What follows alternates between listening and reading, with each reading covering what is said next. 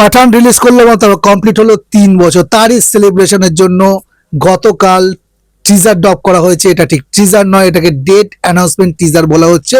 কথা হচ্ছে কিং নিয়ে। তো দিস ইজ জিশুয়া, তোমরা হচ্ছে চলো রিভিউ করি চ্যানেলে। তোমাদের সকলকে স্বাগত। যারা এখনো পর্যন্ত আমার চ্যানেলটাকে সাবস্ক্রাইব করো তাদের কাছে হাইলি রিকোয়েস্ট, তাদের চ্যানেলটাকে সাবস্ক্রাইব করে পাশে থাকো আর বেল আইকনটা প্রেস করে দিতে ভুলো না, যাতে করে আমার নোটিফিকেশনটা অন হয়ে যায়।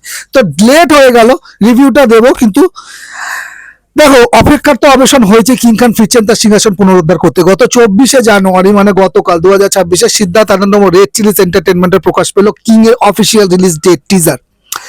সিনেমাটি বড় পর্দায় আসছে 24শে ডিসেম্বর 2026, মানে ক্রিসমাস ইভটাকে পুরো গ্র্যাব করা হয়েছে। অর্থাৎ বছরের শেষে বক্স অফিসে এক বিশাল বড় বিস্ফোরণ ঘটতে চলেছে।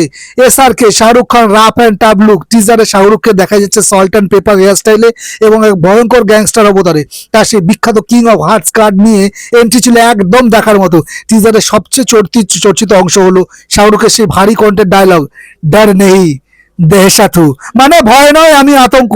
1 মিনিট 11 সেকেন্ডে এই ছোট ক্লিপে কাজ ভাঙা এন্ট্রি এবং পাহাড়ের চূড়ায় দাঁড়িয়ে শাহরুখের সেই দাপুটে উপস্থিতি বুঝিয়ে দিচ্ছে যে এটি একটি হাই অকটেন অ্যাকশন মুভি হতে যাচ্ছে। আচ্ছা, এই মুভিতে সুহানা খানের ডেবিউ হতে চলেছে। আমরা সবাই জানি এই প্রথম বড় পর্দায় বাবা মেয়েকে একসাথে দেখা যাবে। আর পাঠানের 3 বছর পূর্তিতে এই ঘোষণাটি এলো, যা পরিচালক সিদ্ধার্থ আনন্দের সাথে শাহরুখের নতুন ধামাকার ইঙ্গিত দিচ্ছে। আর শোনা যাচ্ছে সিনেমাটিতে অভিষেক বচ্চন, দীপিকা পাডুকোন এবং অনিল কাপুরের মতো বড় তারকাদেরও দেখা যাবে।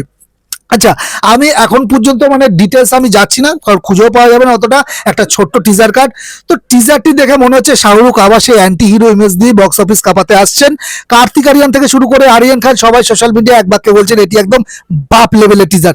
ব্যাকগ্রাউন্ড বিজিএম আর শাহরুখের লুক এক কথায় এখনো পর্যন্ত গুজবাম্প মোমেন্ট দিচ্ছে। আমি রেটিং দিচ্ছি 5/5। রেটিং তো দেবো না এখন, তা হবে এটা জাস্ট বললাম।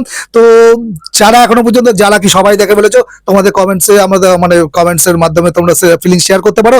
তো এই ছিল আমার ভিডিও কিং এর ডেট অফ অ্যানাউন্সমেন্ট মুভি মানে টিজারটাকে নিয়ে। তো এই ছিল আমার ভিডিও যদি ভালো লাগে তাহলে একটা লাইক শেয়ার করে দিও, আর চ্যানেলটাকে সাবস্ক্রাইব না করে থাকলে এখনই সাবস্ক্রাইব করে দাও। দেখা হচ্ছে একটা নেক্সট ভিডিওটা, নেক্সট মুভি রিলেটেড বা সিরিজ রিলেটেড কোনো রিভিউ নিয়ে। ততক্ষণ ভালো থাকো, সুস্থ থাকো, দেখতে থাকো। চলো রিভিউ করি, টাটা।